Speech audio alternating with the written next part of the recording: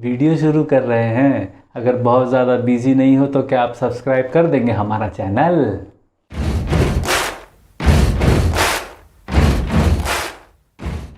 बालों में hair band लग चुका है क्योंकि माँ ने कहा है, और एंड गेम में माननीय स्ट्रॉन्गेस्ट एवेंजर हल्क जी ने भी कहा था, listen to your mother, she knows better.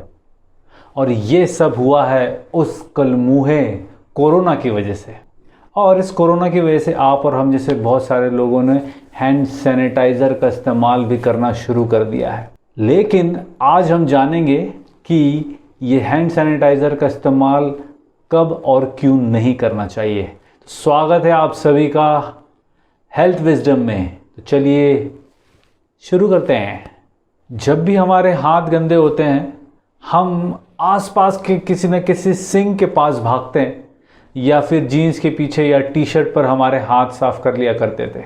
लेकिन 1950s में मेडिकल प्रोफेशनल्स को ध्यान में रखते हुए एक चीज़ पाई गई कि अल्कोहल से बहुत सारे बैक्टीरियाज जो है मर जाते हैं।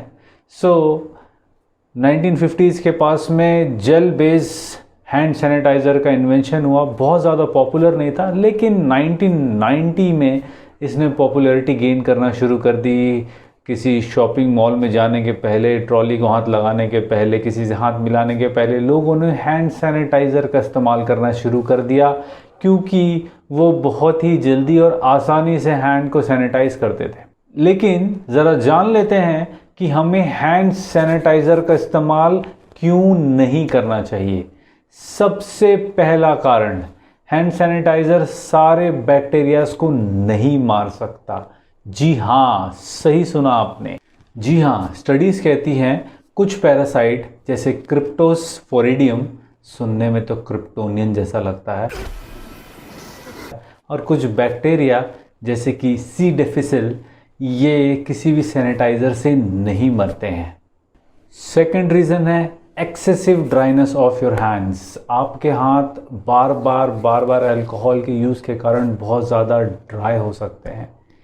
तीसरा रीज़न, आपके हैंड क्योंकि ड्राई हो जाते हैं, इस कारण उनमें एजिंग साइंस जल्दी दिखने लगेंगी, प्लस आपकी स्किन जो है वो भी डैमेज होने के चांसेस रहते हैं।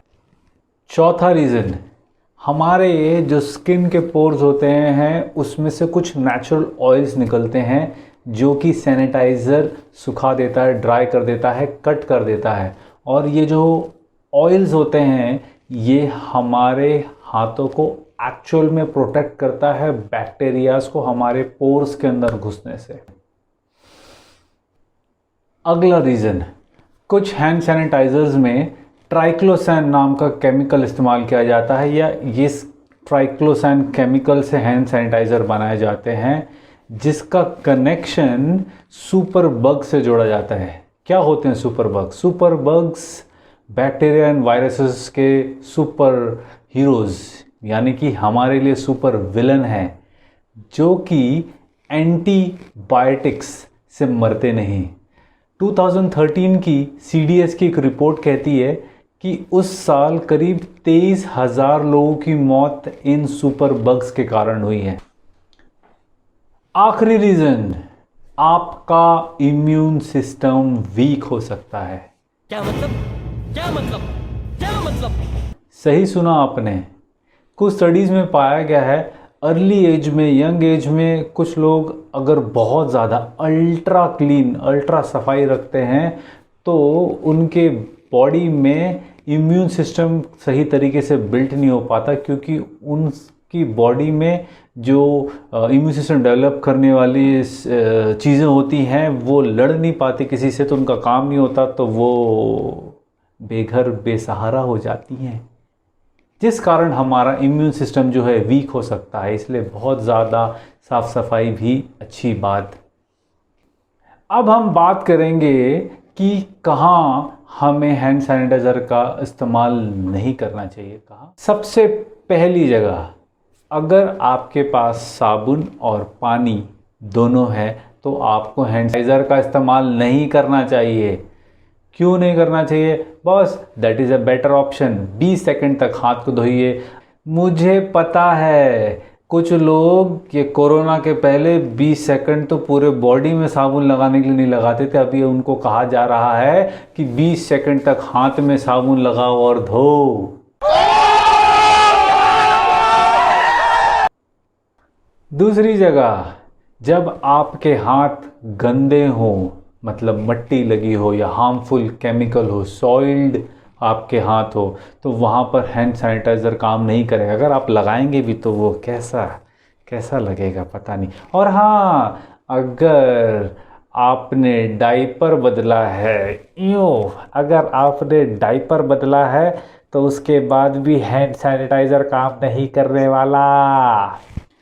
तीसरी जगह, अगर आप किसी को छींकते हुए देखते हैं तो आप अपने हाथ में हैंड सैनिटाइज़र मत लगाइए, उससे कुछ नहीं होने वाला।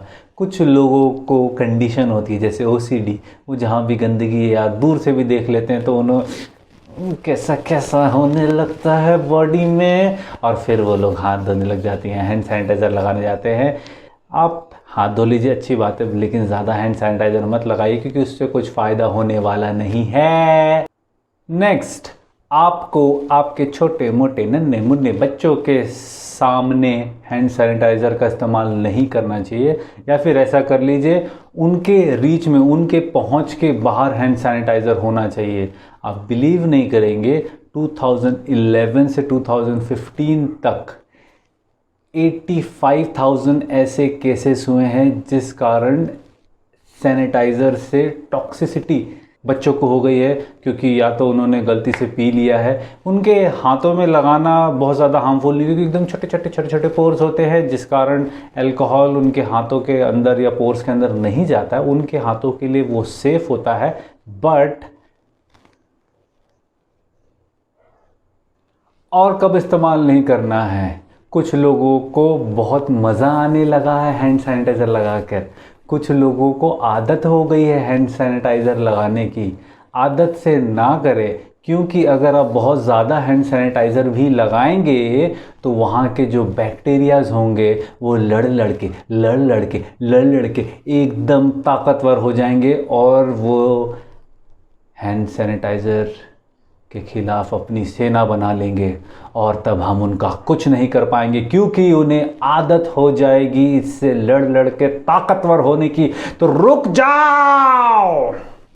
सेकंड लास्ट पॉइंट, और कहाँ, खाना खाने के पहले सैनिटाइज़र का इस्तेमाल ना करें।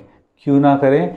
क्योंकि कुछ डिजीज़ेज़ होती हैं, कुछ बैक्टीरियाज होते हैं जो कि फूड बोर्न होती हैं। जैसे कि एक डिजीज़ है जिसका नाम है नोरोवायरस। ये एक ऐसा वायरस है जो कि फूड बॉर्न है, फूड के वजह से फैलता है, और अगर किसी को है और आप टिफ़िन वगैरह शेयर कर रहे हैं तो उससे वो आपको फैल सकता है। तो करना क्या है, बंटी की बात सुनिए, धोते जाओ धो। जैसे विराट कोहली और धोनी बॉलर्स को धोता है, आप इन बैक्टीरियाज को धो डालो।